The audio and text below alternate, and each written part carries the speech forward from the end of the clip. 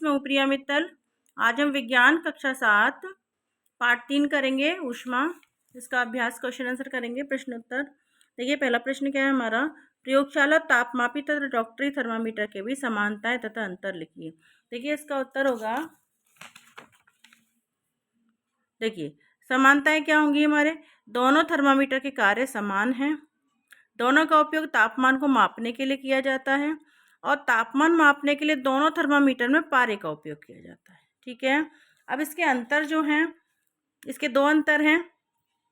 देखिए पहला अंतर क्या है, प्रयोगशाला थर्मामीटर का उपयोग कारखानों में वस्तुओं के तापमान मापने के लिए किया जाता है। ठीक है, और जबकि डॉक्टरी थर्मामीटर का उपयोग मनुष्य का तापमान मापने के लिए, जैसे बुखार हो जाता है ना लोगों को, तो उसको मापने के लिए किया जाता है डॉक्टरी थर्मामीटर को। दूसरा है, मान लेते समय प्रयोगशाला थर्मामीटर को सीधा रखना पड़ता है, जबकि डॉक्टरी थर्मामीटर को झुका सकते हैं, थोड़ा मोड़ सकते हैं, उसको टेढ़ा बेढ़ा कर सकते हैं। प्रश्न 2 है हमारा, ऊष्मा चालक तथा ऊष्मा रोधी प्रत्येक के दो दो उदाहरण दीजिए। देखिए ऊष्मा चालक का है तांबा, एल्युमिनियम। ठीक है, ऊष्मा रोधी का हो जाएगा हमारा लकड़ी और पानी। ठीक है, इसके दो दो उदाहरण हो गए हमारे। फिर थर्ड प्रश्न हमारा है, रिक्त स्थानों की पूर्ति कीजिए। देखिए रिक्त स्थान में क्या है, कोई वस्तु कितनी गर्म है इसकी जानकारी तापमान द्वारा प्राप्त होती है। ठीक है, फिर सेकंड है, उबलते हुए पानी का तापमान डॉक्टरी तापमापी से नहीं मापा जा सकता। ठीक है, ताप को डिग्री सेल्सियस में मापते हैं। बिना किसी माध्यम द्वारा ऊष्मा स्थानांतरण के प्रक्रम को क्या कहते हैं, विकिरण। ठीक है, जैसा कि हमने ये इसमें भी बताया था। ठीक है ना।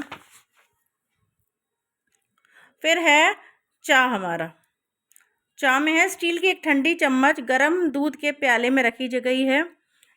अब यह अपने दूसरे सिरे तक ऊष्मा का स्थानांतरण प्रक्रम द्वारा करेगी, किस द्वारा, संवहन। ठीक है, अगला है, हल्के रंग के वस्त्रों की अपेक्षा गहरे रंग के वस्त्र ऊष्मा का अधिक अवशोषण करते हैं।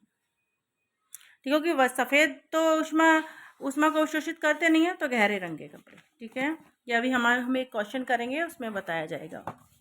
फिर है हमारा आगे कुछ मैचिंग है, कॉलम ए और कॉलम बी में हमें मैच करना है।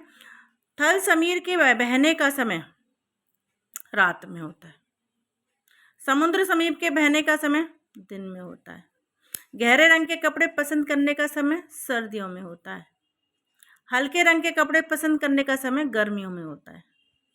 ठीक है, अब है, सर्दियों में एक मोटा वस्त्र पहनने की तुलना में उसी मोटाई का कई परतों का बना वस्त्र अधिक उष्णता क्यों प्रदान करता है। देखिए इसमें हमें बताया जाएगा, इसका आंसर हमारा होगा, देखिए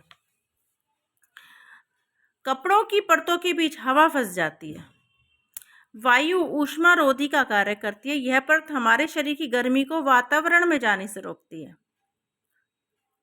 ठीक है, पतले कपड़े की अधिक परतें हवा को फंसने देंगी, इसलिए सर्दियों में मोटा वस्त्र पहनने की तुलना में कई परतों का बना वस्त्र अधिक उष्णता प्रदान करता है। ठीक है, अगला क्वेश्चन हमारा है 6। देखिए इसमें हमें नाम डालने हैं, डायग्राम आपको दिया हुआ है। देखिए उबलते हुए पानी को बोलेंगे संवहन, और जिस बर्तन में वो हो रहा है उसे विकिरण। ठीक है, अब जो ऊष्मा जो जल रहा है बट जिस पर ये पानी उबल रहा है उसे बोलेंगे चालन। ठीक है, आगे हमारा प्रश्न है 7। गर्म जलवायु के स्थानों पर यह परामर्श दिया जाता है कि घरों की दीवारें बाहरी दीवारों पर श्वेत यानी कि सफ़ेद पेंट किया जाता है, क्यों। देखिए अभी हमने किया था ना कि गहरे रंग के कपड़े सर्दियों में पहने जाते हैं और हल्के रंग के कपड़े गर्मियों में पहने जाते हैं, ताकि हवा कम अवशोषित हो अंदर। देखिए इसका उत्तर है हमारा, गर्म जलवायु के स्थान पर यह परामर्श दिया जाता है क्योंकि सफ़ेद रंग कम मात्रा में गर्मी को अवशोषित करता है और सफ़ेद रंग में घरों में ठंडक रहती है, इसलिए वहाँ की दीवारों पर सफ़ेद रंग किया जाता है, उसका परामर्श दिया जाता है। ठीक है, आगे है हमारे कुछ टिक द करेक्ट हैं, आपको सही बताना है, 4 में से एक पर टिक लगाना है आपको। देखिए ये कह रहे हैं 30 डिग्री सेल्सियस के 1 लीटर जल को 50 डिग्री के 1 लीटर जल के साथ मिलाया जाए तो मिश्रण का ताप कितना होगा। देखिए ये होगा घ 30 डिग्री सेल्सियस तथा 50 डिग्री सेल्सियस के बीच। ठीक है, अब है हमारा 40 डिग्री सेल्सियस ताप की लोहे की एक किसी गोली को कटोरी में भरे 40 डिग्री ताप के जल में डुबाया जाए। इस प्रक्रिया में ऊष्मा क्या होगी, लोहे की गोली से जल की ओर स्थानांतरित होगी, या फिर ना तो लोहे की गोली से जल की ओर, ना ही जल से लोहे की गोली की ओर स्थानांतरण होगी। आगे है इसका थर्ड पॉइंट, जल से लोहे की गोली को स्थानांतरण होगी, दोनों के ताप में वृद्धि कर देगी। देखिए इसका आंसर होगा ख हमारा, ना तो लोहे की गोली से जल की ओर, ना ही जल से लोहे की गोली की ओर स्थानांतरित होगी। ठीक है, हमारा ख उत्तर सही है। फिर है आगे हमारा प्रश्न 10, लकड़ी की एक चम्मच को आइसक्रीम के प्याले में डुबोया गया है।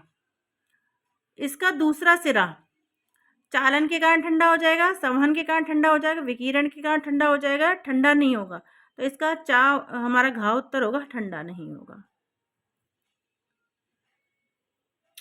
ठीक है, आगे स्टेनलेस इस्पात की कढ़ाई में प्राय कॉपर की तली लगाई जाती है। इसका कारण हो सकता है, देखिए इसके ऑप्शन है, तांबे की तली कढ़ाई को अधिक टिकाऊ बना देती है, ऐसी कढ़ाई देखने में सुंदर लगती है, स्टेनलेस इस्पात की अपेक्षा तांबा ऊष्मा का अच्छा चालक है, स्टेनलेस इस्पात की अपेक्षा तांबे को साफ करना अधिक आसान है। तो इसमें सी हमारा ग हो जाएगा, स्टेनलेस इस्पात की अपेक्षा तांबा ऊष्मा का अच्छा चालक है। ठीक है, यहीं पर हमारा ये एक्सरसाइज ख़त्म होता है। नेक्स्ट वीडियो में मिलते हैं। आपको मेरा वीडियो अच्छा लगा हो तो लाइक करना, मेरे चैनल को सब्सक्राइब करना। ठीक है, मिलते हैं फिर नेक्स्ट चैप्टर के साथ। बाय।